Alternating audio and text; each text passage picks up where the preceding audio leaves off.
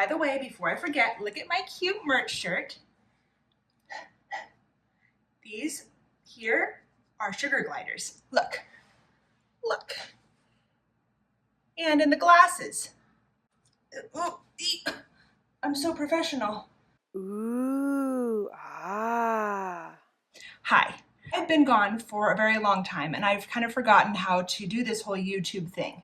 But I'm here, and a little while ago I posted on my community tab asking for you guys to answer some questions, and we'll do like a little Q&A. If I don't get to yours now, hopefully I'll be able to get to yours later. So this is Ravy. This is Raven. I call her Ravy. So she's gonna be with us for about a half a second to answer your first question. So I won't be able to answer all of these questions because some of them I don't know the answers to. If I have a full video on a topic, I will just link that in the description box. This one is one that I do have a full video on, and the question is from Karis Fraley. Should you have 2 girl gliders or 2 boy gliders? And there really is no right or wrong answer to that. You can have a girl and a boy, you can have 2 girls, you can even have 2 boys as long as they're neutered. And the boys, regardless whether they're with girls or boys, really should be neutered so you don't have issues with their babies because of inbreeding, and lineage is really important. And if you have no idea what I'm talking about, go watch this video. Okay, awesome. Tamara Oscroft asks, is caring for a younger sugar glider, like when you first get them from a breeder, different than caring for a mature glider? And I think that really depends a lot. I'm not an expert on all gliders. I can only speak from my personal experience. And my personal experience is yes, but that doesn't mean that that's the same thing for everybody. I know that some people get mature, older gliders that are just like people gliders. They just love people and they just fall in love instantly and they're really social already. But if you're getting an adult glider that has not been well socialized, yes, you're gonna have a pretty steep learning curve with that glider. Let me get Pika out. She's my adult glider that I got as a rehome, and she has come a long way with me. Let me tell you what. But she still is not like my most sweet, social, snuggly glider. She's very sweet, and she definitely trusts me now. I can hold her with my hand, but she doesn't really want to be with me. She's looking to go back with her friends in her pouch. So she has come a long way. She was very, very crabby when I got her. Raven, that you just saw, I got as a baby, and she's instantly snuggly. I also got Bruce, so let me see if I can get him out. I got him as a baby. Look, he's holding on to bracelets. He's also much more bonded to me as far as wanting to be with me than the ones that I've gotten when they were older. But that's just down to personality more than anything. So yes and no.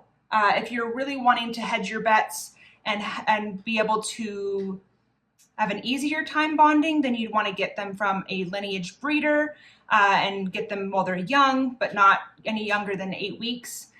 If you have patience and you're willing to give it some time, then you could consider a rescue or a rehome, just knowing that there's going to be probably a more of a learning curve, just generally speaking. I'll also link above my rehome journey with Pika. I documented that, and then I'll also link above my experience bringing Bruce home. I think you'll see some differences and some similarities. Kristen L commented and said, this is kind of a long one. It says, I've read several places online that in captivity with proper care, sugar gliders can live up to 15 years. But with many of the sugar glider experts that I learned from, like you, me, it seems that health concerns are inevitable no matter how good of care they receive.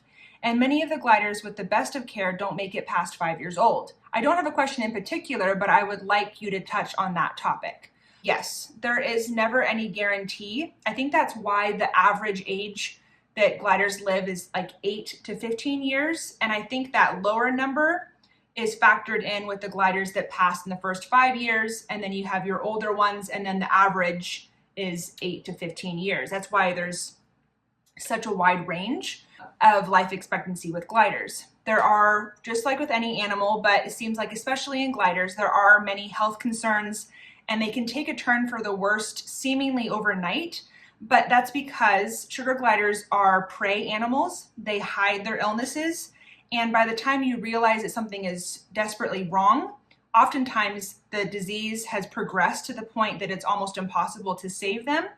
So that's why preventative care is really important. Ultimately, there's not anything that you can do about some things. They are also very sensitive to dehydration. I've never had a glider pass from dehydration, but all too often I hear of stories where gliders do pass from dehydration because they didn't, their water sources were not checked at night. So maybe they had 2 water bottles in the cage, but the little balls got clogged, or maybe they had a water dish and it tipped over. But a lot of times when somebody will post and say, oh my gosh, my glider suddenly died, they were fine yesterday, the first thing that people say is check your water sources. Unfortunately, sometimes they realize afterwards, oh, I didn't realize the water dish was empty, or it got tipped over, or it was clogged, things like that. So unfortunately, no, there's never any guarantee. They could live a very long life or they could live a short life. It just kind of depends on all the different factors involved. So this one is Anita Cardova. She says, what do you give your gliders to drink? Do they need gliderade or Pedialyte all the time, or just water? Is just water good? You're awesome and have an adorable family. Thank you very much. So I only give my gliders water. On rare occasion, I'll add a little bit of honey to it, maybe once every couple of months. And what I personally do, and this is completely different for each person's location, the place that I live does not have fluoride in the water. So what I've chosen to do is I take filtered water and I boil it, and then I serve them that after it's cooled down, obviously.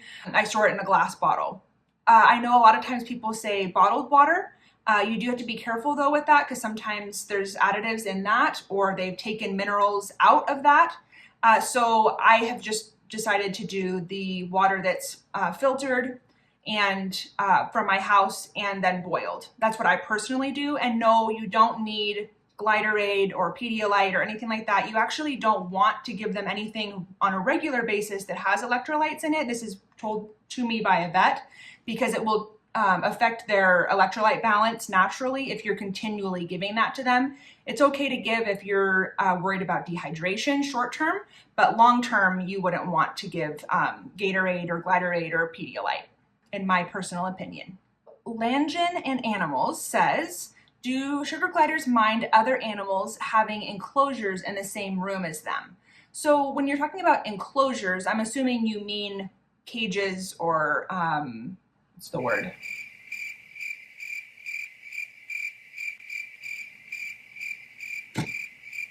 Wow. Not tanks, not aviaries. I don't know. I swear there's another word that I'm trying to think of. Aquarium, aviary, cage of some sort. So, and not like a free roam animal like a cat or a dog or even a bunny. If you're talking about a separate housing, it depends on noise. It also depends on if that animal could pass disease. Bunnies, I talk about this in another video, but bunnies actually have a disease that they can pass on to gliders. It's not fatal to bunnies, but it's fatal to gliders. So I don't recommend housing gliders and bunnies in the same home. And then also if you have like a bird or something like that, that's going to cause a lot of noise, that would probably disturb the terrarium. That's what I was thinking of. Oh my goodness. That would probably disturb the glider's sleep and could cause stress to the glider. So it really depends. There's not like a blanket answer. If you have cats or dogs, I don't really like the idea of a dog or a cat being able to put their snout by the bars. I think that could be very stressful to a glider, especially cats, because they could scratch or bite at the glider through the cage. If you have a tiny dog that's not tall enough to reach the gliders, then that would probably be fine. So it really depends. There's no straight answer to that. I personally don't have any other pets for the reason that I like to be able to have my gliders out on me and not worry about if they got out, would they get attacked by a different animal, things like that. When I had a dog, I had a little miniature pinscher, and I didn't interact with my gliders nearly as much, I found, because I was always wanting to put her away so that if the glider got out, that it wouldn't get hurt, and it was just kind of a headache for me. So I personally choose to only have gliders. So I'm not an expert on how they can be housed with other animals. Kristen L. also had a couple follow-up questions or just additional questions to the one I said earlier. One is an oil diffuser safe to use near the cage? I've heard mixed things, so I'm going to say no. And then, in your opinion, do you think that Febreze plugins are safe to use in the same room? In my opinion, I'm going to say no. That doesn't mean that you couldn't. I just know that gliders are very sensitive to smell, so like I choose not to do that. I have, instead of using air fresheners, I use air purifiers in their room. And then if I'm gonna light a candle or something like that out in the main part of the house, I close my gliders' doors to their room so that they don't get that strong fragrance, because they can be very sensitive to smell.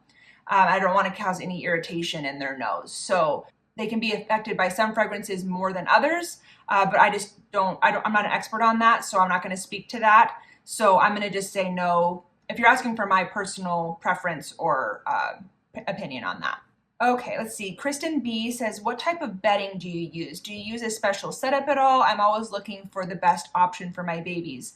I'm not sure if what she means by bedding. I don't put anything in the I don't use a drop tray in my cage. I have the plastic cage bottoms that the Double Critter Nation comes with, and then I vacuum that a couple times a week, and then I deep soak it and clean it once a week. So I don't actually have a drop tray, and so I don't have any bedding. I did used to use Feline Pine pellets when I did have a drop tray. And if you're talking about bedding as far as like what they sleep in, usually they use these little sleeping pouches. Some of my favorite vendors are the Shuggy Flower Fairy. She's based in the UK, but she ships internationally. Morgs and Friends also has great pouches, and those are, for what I have right now, I think between those two vendors, they've probably made 95% of my pouches. So let's see, let's do one more question. Jay Ramos says, I have a really important question. I'm thinking of putting reptile vines and leaf decor in my sugar glider's cage, but I'm not sure. Okay, so I have done something really similar. I can't speak to specifically like aquarium. I know aquarium plants would be a safer option, but I can't say every aquarium plant would be safe. You'd have to feel it and make sure it is safe. I'm going to put up here a video I did about how to use fake flowers, and the same kind of testing things apply to that video. But what I'm working on right now is covering the whole backside of the cage in vines. What I'm doing is I'm going to secondhand stores, thrift stores, and getting fake plants that don't have any wire in the actual leaf. And then I'm pulling the leaf off. And usually when you pull the leaf off, there's a little hole. And then in that little hole, I am putting a bird. I'm putting a brown zip tie and attaching that to a mini link, and then attaching that to a brown plastic chain. And so the whole back side of the cage is going to be completely covered in vines. I've gotten some things from Hobby Lobby. The main thing is you want to make sure that when you pull on them, they don't fray really easily. And if they do fray, that the small pieces that you pull off are just that small, not big, long strings. And that they don't have it, like if they're in a secondhand store, they don't have any like smoky smell, like if they were from a smoker. So you want to make, if they were from a home of a smoker. Wow, I'm way out of practice with these videos.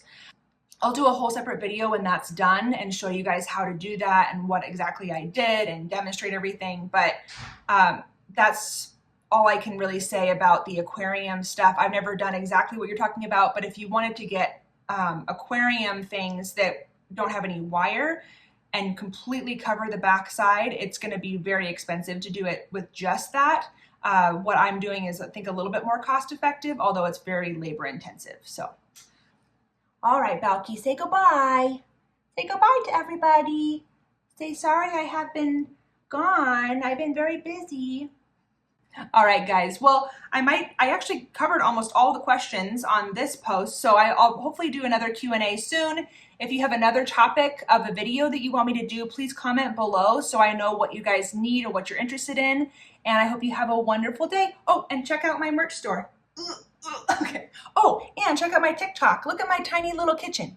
And I post lots of videos on the TikTok. Okay, bye. This one,